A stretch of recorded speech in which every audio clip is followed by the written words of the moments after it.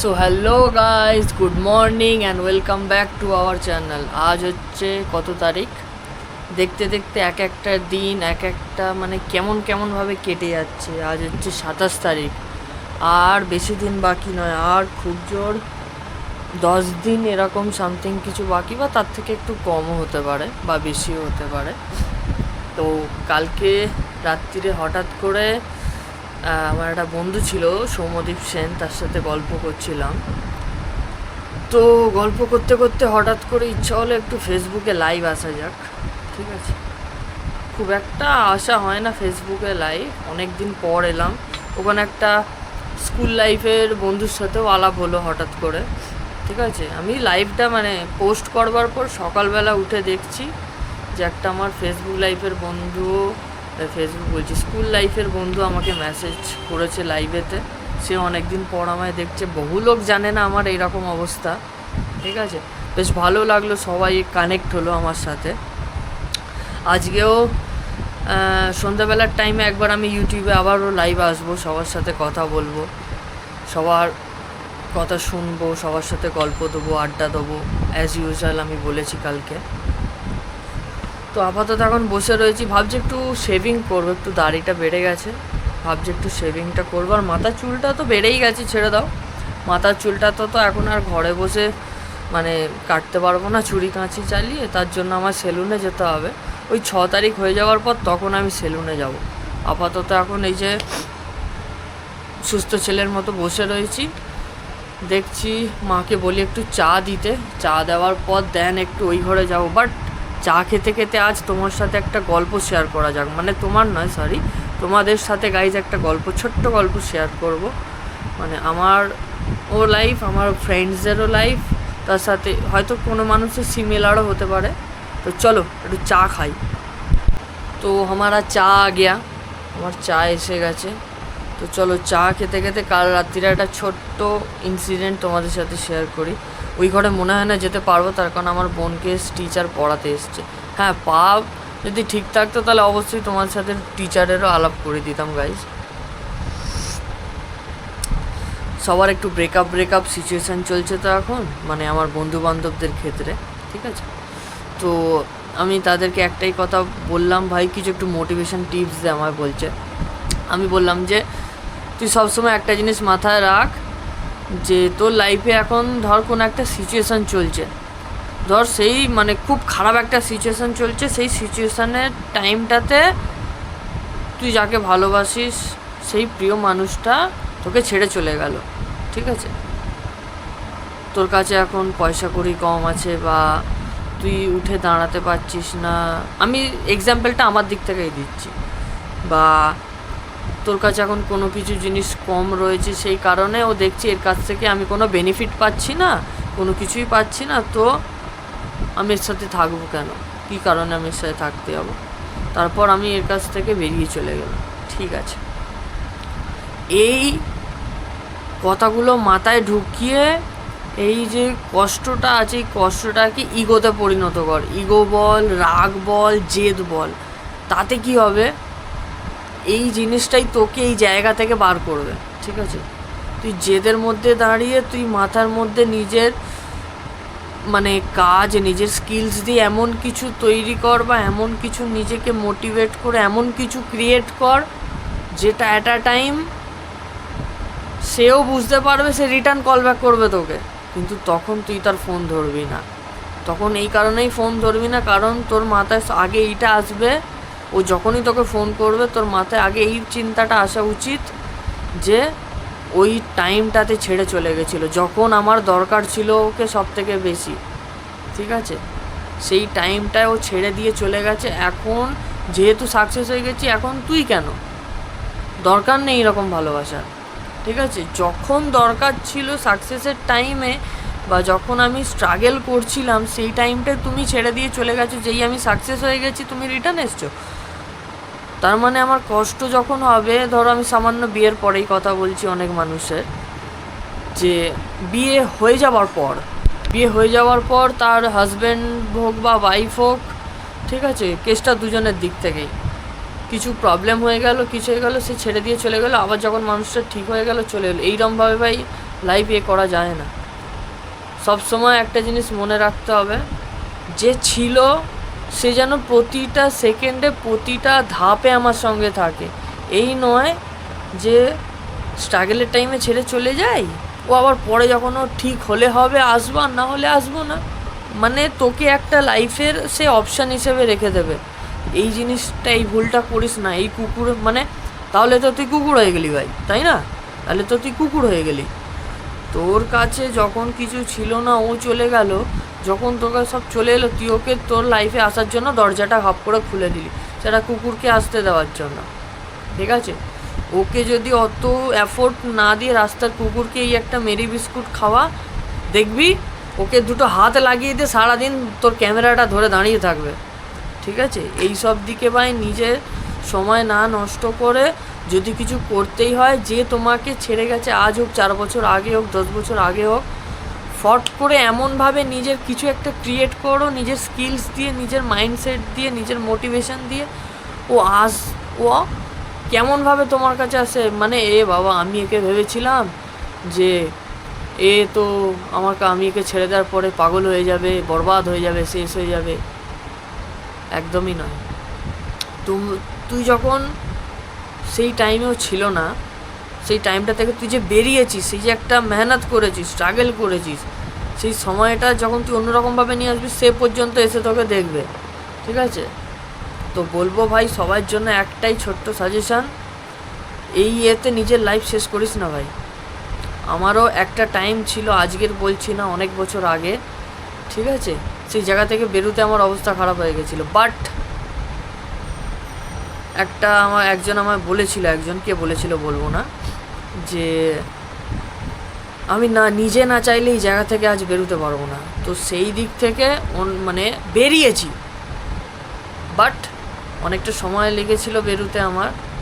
কিন্তু এইবারে এত কিছুর পরে ঠিক তার মানে আমি এখন কিভাবে নিজেকে রিপ্রেজেন্ট করছি সবার কাছে, এটা দেখে একটা কামব্যাক এমন হবে, সেই কামব্যাকটা ভিডিও, এই যে ভিডিওটা আমি বলছি, এই ভিডিওটা যেন তার কাছে পৌঁছে যাবে। তখন বলবে যে হ্যাঁ, তখন নিজের প্রাউড হবে যে ভিডিওটা তার কাছে গেছে, সে এখন দেখছে, সে শুধু একটাই কথা রিয়েলাইজ করবে যে কোন টাইমে ওকে ছেড়ে দিয়ে চলে গেছিলাম, আজ ওর কাছে সব কিছু রয়েছে। ঠিক আছে, আজ তোরও দরকার নেই। তো সবাইকে এই কথাটাই বলবো গাইস, ছেড়ে চলে গেছে তো সেই কষ্টটাকে নিজের ইগোতে পরিণত কর, তাহলে লাইফে বহুত কিছু করতে পারবি। কেউ কারোর বাবার সাধ্য নেই তোকে আটকানোর। সর্বশেষে একটাই কথা বলবো সবাইয়ের জন্য, যে অনেকে করে ফেলে সেকেন্ড চান্স, এইটা দিবি না। এই সেকেন্ড চান্স দেওয়াটা খুব বাজে। আমি আমার লাইফে বহুবার ফেস করেছি। একটা টাইমের পর সেই সম্পর্কটাতে আর কিছু থেকে যাবে না। ঠিক আছে, লাস্ট টাইমে গিয়ে তখন সম্পর্কটায় ইরিটেট মনে হবে তোর নিজেকে। ঠিক আছে, যে আজ একটা মানুষ সে ভুল করছে, প্রথম সুযোগ দিলাম, সেকেন্ড সুযোগ, থার্ড চান্স, ফোর্থ চান্স, হবে না। যে বিগড়ানোর সে বিগড়ে এমনিই যাবে। ঠিক আছে, আর যে শোধরানোর তুই না বললেও সে শোধরাবে। ঠিক আছে, যার শোধরানোর ইচ্ছে থাকবে। ঠিক আছে, শুধু সব ভাইদেরকে একটাই কথা বলবো, সবাই ভুলে যায়।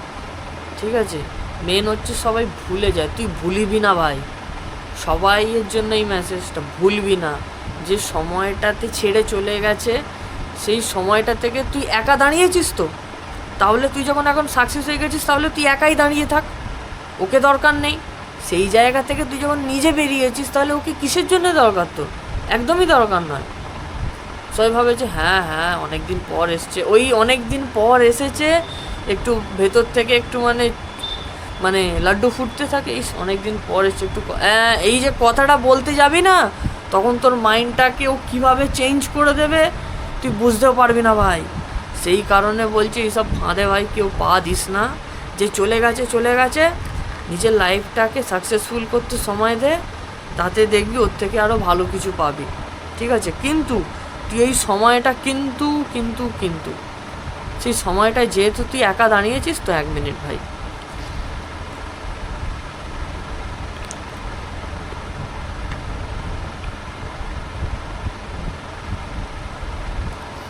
সেই সময়টাতে যেহেতু তুই নিজে একা দাঁড়িয়েছিস, তো সেই সময়টায় কোনো মানুষকে সেই কাজটা, তুই যে কাজটা করে আজ এই পজিশানে পৌঁছেছিস, কাউকে কোনো রকমভাবে কোনো ক্রেডিট দিবি না ভাই।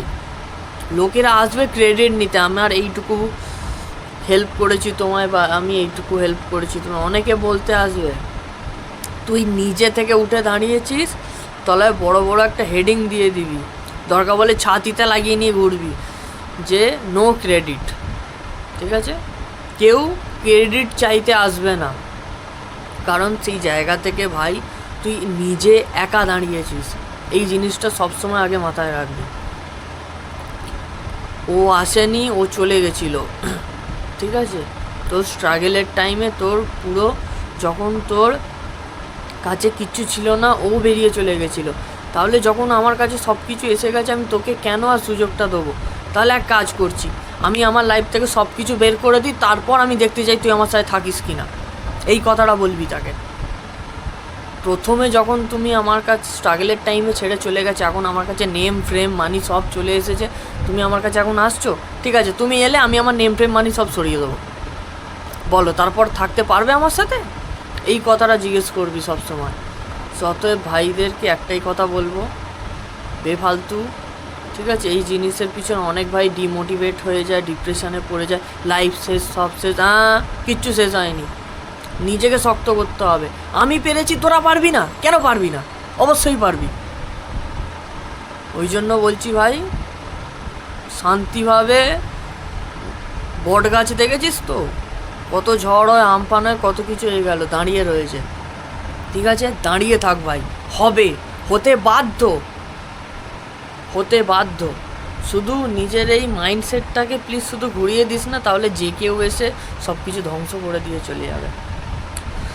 তো ঠিক আছে, আপাতত একটু চা খাই, চা খেয়ে দেখছি কি করা যায়। ওই ঘরেতে তো বসেছিলাম, ওই ঘর থেকে এখন একটু এই ঘরে এসেছি, তার কারণ আমার মা ওই ঘরেতে বিছানাপত্র একটু গোছাচ্ছে, যেহেতু বিছানার উপরেই আমার খাওয়া দাওয়া করতে হয়। তো এই ঘরে এসে দেখছি আমার বোন এখানে কি করছে। মাম্পি কি করছে? এত প্রজেক্ট, সিনারি প্রজেক্ট করছে, মধ্যিখানে মোবাইল রেখেছে, দুদিকে দুটো আম চেপে দিয়েছে, মাথা হেঁট করে প্রজেক্ট করছে। করো, প্রজেক্ট করো। আর সেইটার কি খবর হলো? হাফ হয়েছে, ওনার আর ফুল প্রজেক্ট হচ্ছে না এখন। হয়েছে প্রজেক্ট, দেখি কতটা হয়েছে, দাঁড়াও দেখা যায় কিতনা হুয়া। ও এই দেখো, প্রায় অনেকটাই হয়ে গেছে। এই দেখো, বেশ ইউনিক একটা, এখানে কালো কালো একটা, এটা মনে হয় জ্বালামুখী টাইপের বানাতেছে। বাহ, বেশ ভালো লাগছে, হয়েছে। তাহলে অনেক দিন পর এসে দেখছি, এনে ধর, অনেক দিন পর এসে এই প্রজেক্টটা দেখছি, হেভি হয়েছে। পেনটা ভালো আছে তো? ঠিক আছে, আপাতত এখন কিছুক্ষণ গাইজ এই ঘরে বসি, তারপর দেন আবার ওই ঘরেতে যাব, চান টান করতে হবে। এখন বসবো, আমার বোন প্রজেক্ট করছে, ওটাই দেখি। তো ওই ঘর থেকে এই ঘরে এলাম, এসে চান টান কমপ্লিট করলাম এই জাস্ট, এখন বাজে 1টা। কিছুক্ষণ পর বাবাও আসবে। একটু ডাক্তারবাবুকে কল করেছিলাম, ডাক্তারবাবুকে বললাম স্যার কেমন আছেন? বলছে এই তো ভালো আছি, তুমি কেমন আছো? যে তারপর বললো যে 1.5 মাস হতে চললো, তো আমি বললাম যে পরের মাসের 6 তারিখে হলে হবে। যে ঠিক আছে, 6 তারিখ হলে চলে আসবে, প্লাস্টার খুলে দেবো।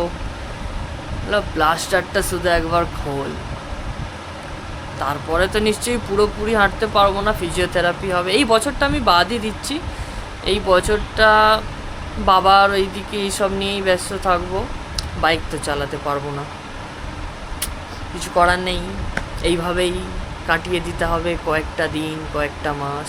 ও ঠিক আছে, ও কোনো ব্যাপার না। ও 30 দিন কেটে গেল গাইস, দেখতে দেখতে, তোমাদের সাথে গল্প করতে করতে কীভাবে 30টা দিন কেটে গেল বোঝাই গেল না। যবে থেকে প্লাস্টার হয়েছে তবে থেকে আমি ভিডিও দেওয়া স্টার্ট করেছিলাম, কীভাবে 30টা দিন বলো কেটে গেল সবাই। হ্যাঁ, তো যাই হোক, র্যাপিডো করবো, র্যাপিডো ছাড়ছি না, র্যাপিডো আবারও শুরু করব। শুধু নিজেকে একটু সময় দিচ্ছি, তাড়াহুড়ো করছি না, তাড়াহুড়ো করলেই কাজ ভুলভাল হয়ে যাবে। ঠান্ডা মাথায় পা ফা পুরো ঠিক করে রেডি হয়ে নেক্সট ইয়ার আবার মাঠে নামবো। এই বছরটা আমি চাইলেই নামতে পারবো, বাট এই বছরটা এত বড় একটা অ্যাক্সিডেন্টের সাথে সাথে বছরের শুরু থেকেই আমার অ্যাক্সিডেন্ট হয়ে গেছে অলরেডি। তো এই বছরটা ছেড়ে দেবো আমি, এই কারণে এই বছরটা ভাড়া পুরো চলছে, বেফালতু হাঁটা সাবান কি ঘাটা বলে ছেড়ে দিই বছরটা। পরের বছর র্যাপিডো করবো, তখন বেশ মজা হবে, তখন সেই পুরনো দিন আবার সেই করবো। তো চলো আপাতত আমার মা কি আছে খাবার বানিয়েছে দেখা যাক, তোমরাও দেখতে পাবে, হাম ভি দেখ লেঙ্গে থোড়া।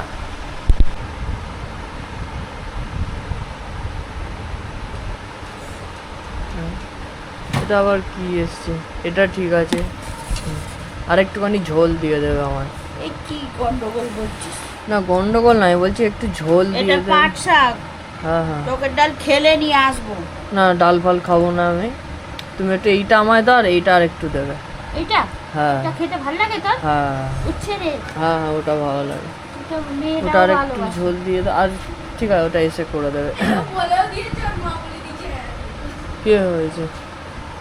তো চলো, ওই দেখো আমার বোন আমার ব্লগ দেখে পালিয়ে গেল। ঠিক আছে, তো চলো আজকে বেশ ইউনিক আইটেম, ডিমের সেদ্ধ, শাক, উচ্ছে, ওইদিকে কি একটা ভাজা, ভাত ফাত, একটা ইউনিক আইটেম বেশ আমার মা বানাতে থাকে। ঠিক আছে, তো চলো গাইস, লাঞ্চ টাইম হয়ে গেছে, তোমরাও খাওয়া দাওয়া কমপ্লিট করে নাও। হাম ভি খানা বানা খা কে ফির বাত করতে হ্যাঁ। সো এই জাস্ট ঘুম থেকে উঠলাম, এখন একটু বসে রয়েছি। আমার বোন এই যে এইখানে সুন্দরভাবে একদম সেই মমি স্টাইলে শুধু মুন্ডুটা বেরিয়ে রয়েছে, বাদ বাকি ফুল বডি একদম চাপা দিয়ে মমি স্টাইলে ঘুমাচ্ছে। আজকেও আই থিঙ্ক দেখছি একটা টপিক নিয়ে আমি লাইভ যাব ইউটিউবে, আর রাত্রির বেলা আমি ফেসবুকে আবারও কালকের মতো 1টা নাগাদ, ওই 12:30 1টা নাগাদ ফেসবুকেতে লাইভ হব, তোমাদের সাথে আবার একটু গল্প আড্ডা দেবো যতটুকু পারবো। আর তো কটা দিন মানে কেটে তো গেল, টুকটুক টুকটুক টুকটুক করতে করতে প্রায় কেটে গেল 2 মাসের কাছাকাছি, 2 মাসের বেশি হয়ে গেছে। তার কারণ আমার যখন মানে অ্যাক্সিডেন্টটা হয়েছিল, কবে যেন অ্যাক্সিডেন্টটা হলো, হ্যাঁ মার্চের 20 তারিখ, আজ হচ্ছে 27 তারিখ, হ্যাঁ আজ, হ্যাঁ মে মাসের 27 তারিখ। কতগুলো দিন মানে কিভাবে কেটে গেল বোঝা গেল না। এতদিন ছিল ঘরেতে দাঁড়িয়ে থাকার চ্যালেঞ্জ, আর এই খাটের মধ্যেতেই সীমিত ছিল। এবার চ্যালেঞ্জ হচ্ছে এখান থেকে বেরিয়ে পার ডে আমাকে মনে হয় ওই ফিজিওথেরাপি করতে আসবে, সেটার একটা আলাদা চ্যালেঞ্জ আসতে চলেছে। অসুবিধা নেই, এতদিন যখন পেরিয়ে গেছে ওটাও পেরিয়ে যাবে, গোটা বছরটাই পেরিয়ে যাবে, আবার পর নেক্সট বছর হলে আবারও সেম টু সেম নিজের কাজে ব্যস্ত, আবার নিজের সেই পুরনো একদম অ্যাট্রাকটিভ, একদম full of energy, full of power দিয়ে সেই পুরনো দিনে চলে যাবো গাইস, কোনো চিন্তা নেই, সবই দেখতে পাবে। তো চলো আমার বোন এই যে তো চলো আজকের মতো তাহলে ভিডিও এখানেই শেষ করছি। আমার ভিডিওটা যদি তোমাদের ভালো লাগে অবশ্যই আমার চ্যানেলটাকে লাইক শেয়ার অ্যান্ড সাবস্ক্রাইব করে দিও। আজকের মতো বিদায় নিই, কাল আবারও চলে আসবো একটা ছোট্ট মিনি ব্লগ নিয়ে। ততক্ষণ অবধি till then tata and bye by.